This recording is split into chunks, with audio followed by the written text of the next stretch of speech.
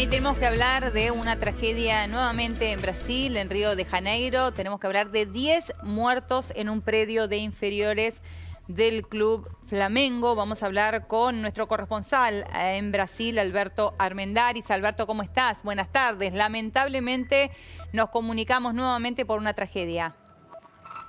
¿Qué tal? Sí, buenas tardes. Han sido los últimos 2 meses de este año, los primeros 2 meses de este año han sido bastante trágicos para Brasil. Esta tragedia humana después del accidente en Brumadinho y después del mortal temporal que azotó a Río anteayer, ¿no?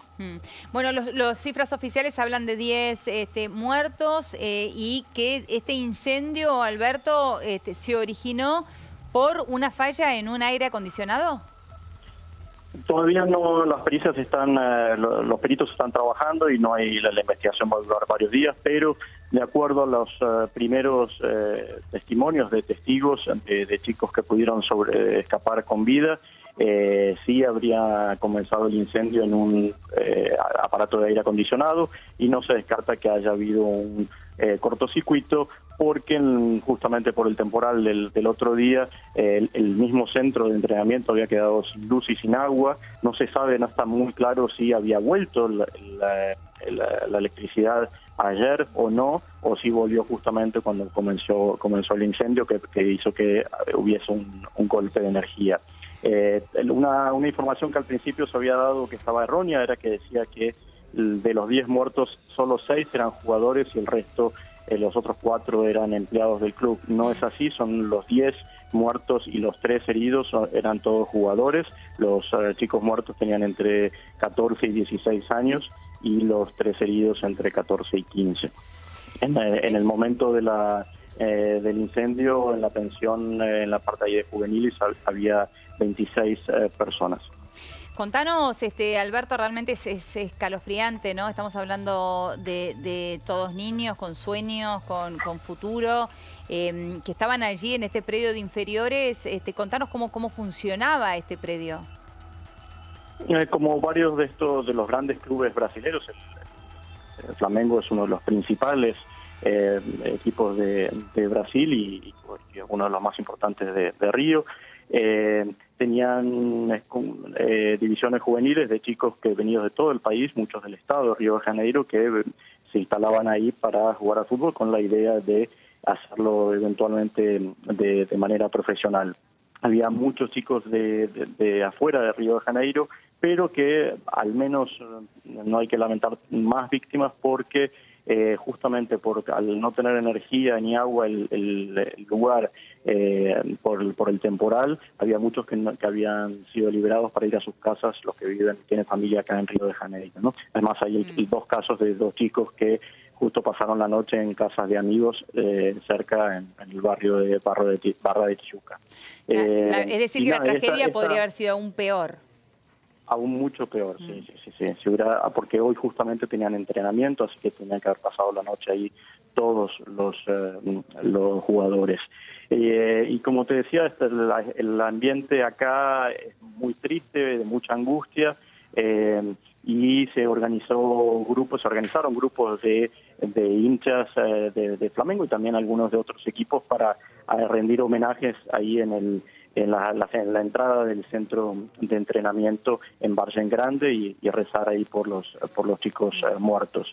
La información que se tiene de las investigaciones de la parte que tiene que ver con la alcaldía reveló que la pensión esta de inferiores no estaba habilitada como pensión, sino como estacionamiento. ¿No estaba habilitada como pensión?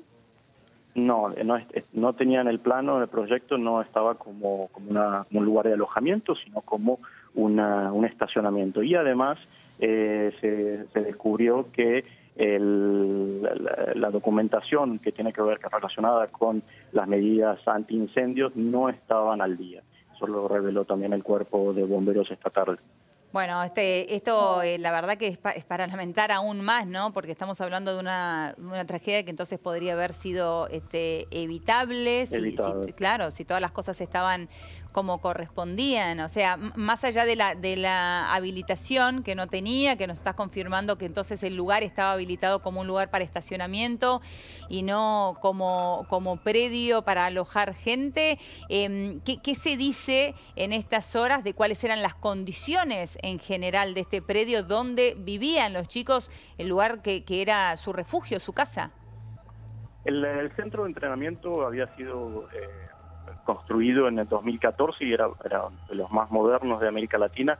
Lo que pasa es que está separado en dos partes. Una parte para el equipo profesional, que es justamente donde estaban las estructuras más modernas, y después esta zona para juveniles que aparentemente no cumplía con los requisitos mínimos.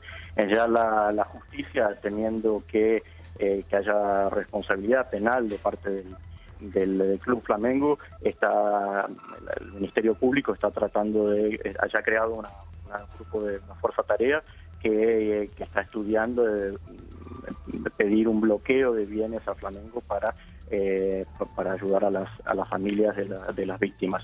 El club había indicado a la mañana que iba a dar una conferencia de prensa, sin embargo, hasta ahora solamente habló muy brevemente el presidente del club, que se llama Rodolfo Landín. Dijo que estaban ayudando a las víctimas y dispuestos a ayudar en toda la investigación, pero no han tomado preguntas. Así que se espera que haya novedades al respecto en las próximas horas. Alberto, te agradezco muchísimo por tu tiempo. Muchísimas gracias a ustedes. Hasta luego. Hasta luego. Bien, vamos ahora a cambiar de tema y vamos a hablar nuevamente de